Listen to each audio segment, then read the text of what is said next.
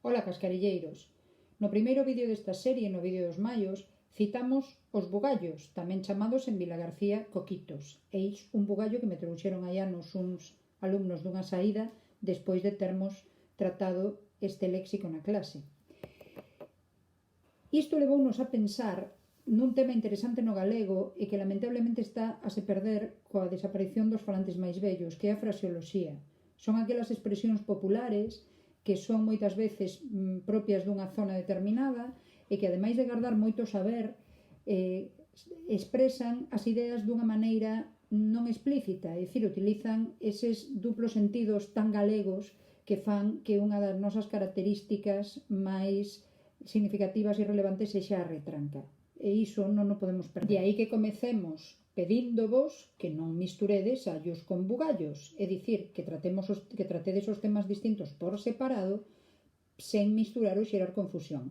Esta tomámola dunha publicación moi interesante e que podedes atopar na rede de maneira gratuita, que se chama Para da Trela e que eu vos recomendo encarecidamente. Tamén hai dúas expresións que eu recollín dunha amiga que é da zona de Noví, en Carballo, que utilizan para referirse a xente que non é moi rápida de cabeza e é que din que lles falta unha pataca para o quilo ou que non apartan ben dos coches. No salnés din, por exemplo, no canto de ter un accidente, levar un accidente.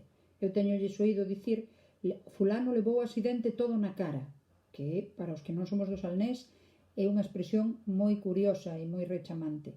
Logo de ircos da feira e vircos do mercado, aínda que o noso director de marketing nos lo mandou como propio do salnés, eu teño a miña nai dicía o seguido, non era do salnés, que era da Coruña, vale? Mexar fora do cacho, co significado de exaxerar, ou o ir campás e non saber onde, que tamén é, creo, bastante coñecida. Outras que tamén nos manda o noso director de marketing e que eu recoñezo que non coñecía son o de andar de cacho para cesto, é dicir, andar dun lado para outro, voar ca casca do ovo pegada no cu, que é ser moi fachendoso, darse moita importancia, ser como unha ovella atada a unha silva, que se di de alguén que non ten sangue, que non ten disposición ningunha, ou non ter para mandar tocar un cego, que significa que non tes un can. Non me digades que todo isto non é ben bonito. Así que, velaí ben o reto. O que vos pedimos é que compartades nos comentarios fraseoloxía que coñezades ben porque é da vosa zona ou ben porque ya tedes escoitado a alguén, para que podamos aprender todos un chisco. Animadevos. Animadevos.